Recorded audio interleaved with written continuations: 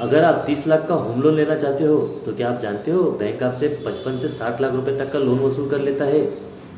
आज इस वीडियो में मैं आपको होम लोन इंटरेस्ट का पूरा कैलकुलेशन स्टेप बाय स्टेप समझाऊंगा।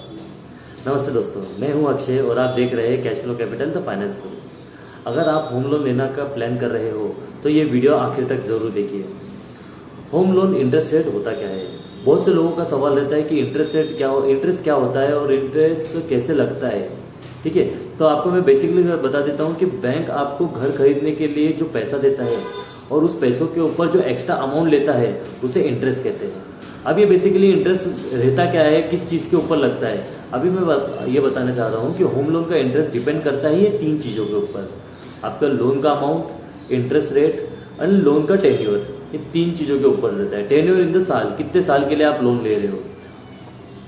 ठीक है, अभी आपको कैलकुलेशन बताता हूँ मैं। अभी आपकी स्क्रीन पे ये कैलकुलेशन दिख रहा है, जस्ट अ मिनट। हाँ, ये देखिए। अभी अगर हम यहाँ पे कोई भी आप गूगल पे जाओगे, वहाँ पे आपको EMI कैलकुलेटर आपको डालना है, EMI इंटरेस्ट रेट कैलकुलेटर आपको डालना है, वहाँ पे आपको पूरा आ जाएगा और फिर वहाँ से आप स्टार्ट करेंगे। अभी देखिए, अभी मैं अमाउंट यहाँ पे बेसिकली चार चीज़ रहती है, अमाउंट, इंटरेस्ट और पीरियड और EMI। ठीक है, तो अमाउंट मतलब ये था, जो भी आप होम लोन का अमाउंट ले रहे हो वो अमाउंट आपको वहाँ पे करना है। इंटरेस्ट रेट, आपको जो भी बैंक ने बताया है कि आपको इंटरेस्ट क्या रहेगा वो आपको इंटरेस्ट रेट वहाँ पे करना है, ऐड करना है। दूसरा रहता period in the sense tenure आपको कितने साल के लिए आप लोन ले रहे हो, तो वहाँ पे आपको लोन कितने साल के लिए ले रहे हो, 10 साल, 15 साल, 20 साल, 25 साल, तो वहाँ पे आपको डालना है। तो हमने बेसिकली डाला है अमाउंट पे 30 लाख रुपए, इंटरेस्ट 9% का हम इंटरेस्ट, एक एग्जांपल के लिए 9% का इंटरेस्ट डाल रहे हैं और पीरियड 20 मंथ्स के लिए डाल रहे हैं, 20 ईयर्स के लिए डाल रहे हैं, सॉरी। ठीक है, तो अभी यहाँ पे कैलकुलेशन में आता है टोटल EMI। अभी देखिए यहाँ पे आपको total EMI, total interest, processing fees and total payment लिख के आ रहा है। ठीक है, तो बेसिकली क्या होता है, ये प्रोसेसिंग फीस मैंने ब्लैंक इसके लिए रखा है कि हर बैंक और NBFC की प्रोसेसिंग फीस अलग अलग रहती है, तो वो डिपेंड करता है बैंक और NBFC के ऊपर। तो आप उनसे पूछ के आपको जो भी प्रोसेसिंग फीस लग रही है आप वहाँ पे वो डाल सकते हो, वहाँ पे फिगर्स थोड़े चेंज हो जाएंगे। और मोटा मोटा जो बेसिक मंथली EMI जो रहता है आपका 26,952 रुपये, 26,992 रुपीज का आपका EMI इसमें दिख रहा है। तो उस EMI के हिसाब से टोटल इंटरेस्ट जो आपका जा रहा है 34,78,027 रुपीज का आपको सिर्फ आप टोटल इंटरेस्ट पे कर रहे हो बैंक को। आपने लोन लिया है 30 लाख रुपीज का और आप इंटरेस्ट पे कर रहे हो 34,78,027 रुपीज का।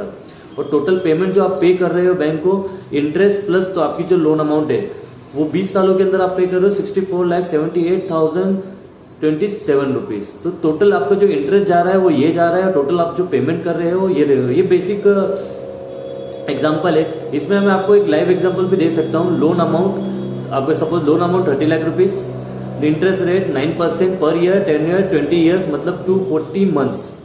अब इसका मंथली इंटरेस्ट कैसे काउंट करेंगे? मंथली इंटरेस्ट, अभी तो हमने आपको ओवरऑल इंटरेस्ट बता दिया, मंथली इंटरेस्ट करेंगे 9% जो भी आपका है interest rate, 9% divided by 12 divided by 100, तो वो आता है 0.0075, मतलब ये जो 0.0075 है आपको मंथली इंटरेस्ट हो गया, इंटरेस्ट रेट हो गया।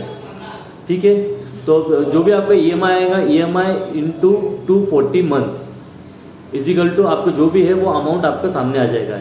और आप उसी में आप क्या करो, उसी के अंदर से अभी जो भी अमाउंट आएगा उसी में आप ना टोटल अमाउंट माइनस आपकी जो लोन अमाउंट है, तो इतना आपका इंटरेस्ट जाएगा। ये बेसिक इसमें है।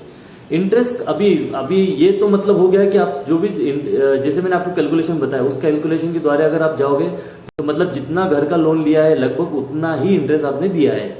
एक मोटा मोटा जितना आप लोन अमाउंट ले रहे हो उससे 1 लाख रुपए आपका इंटरेस्ट थोड़ा ज्यादा ही जा रहा है। टोटल अमाउंट इतनी है, टोटल अमाउंट आपका इंटरेस्ट थोड़ा ज्यादा जा रहा है। अब इंटरेस्ट कम करने के बेस्ट 5 टिप्स मैं आपको बताने वाला हूँ। पहला, लोन टेन्योर कम रखो। ज्यादा टेन्योर रखोगे आपका इंटरेस्ट ज्यादा जाएगा। इंटरेस्ट रेट कंपेयर करो दूसरे बैंक और NBFC से।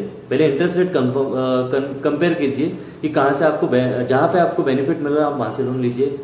पार्ट पेमेंट जरूर करना। पार्ट पेमेंट के ऊपर एक और मैं वीडियो बनाऊंगा आपको, आप उसमें देखिएगा कि पार्ट पेमेंट कैसे करते हैं। इसके ऊपर भी एक वीडियो आएगी, जल्द से जल्द आएगी। ठीक है, तो पार्ट पेमेंट जरूर करो।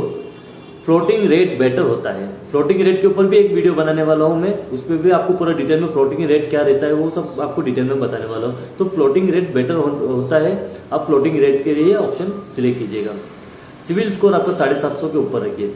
सिविल स्कोर के ऊपर ऑलरेडी मैंने बहुत से वीडियो दो वीडियो मैंने बना के रखे हैं, आप वो जाके देखिए। उसमें आपको सिविल स्कोर क्या रहता है, उसमें बेसिक आपको पूरा बताया है और एक एडवांस बताया कि उसमें आप कैसे उसको ठीक से कर सकते हो। ये वीडियो सिर्फ एजुकेशन पर्पस के लिए है। एक्चुअल ईएमआई और इंटरेस्ट बैंक की पॉलिसी सिविल स्कोर और इनकम के ऊपर डिपेंड करता है।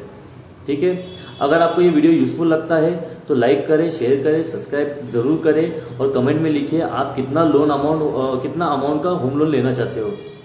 तो मिलते हैं अगले वीडियो में। Thank you.